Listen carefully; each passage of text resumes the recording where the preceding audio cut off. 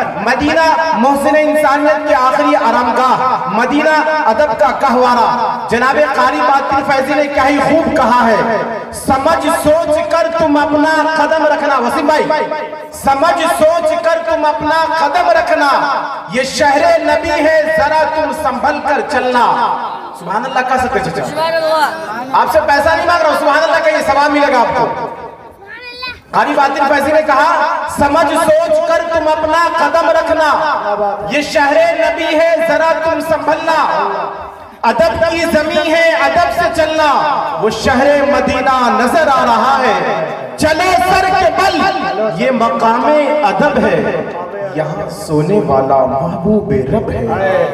وہ جس میں لگاتے ہیں جبریل جھاڑو، وہ جس میں لگاتے ہیں جبریل جھاڑو، وہ پر نور روزہ نظر آ رہا ہے، چلو سر کے بل یہ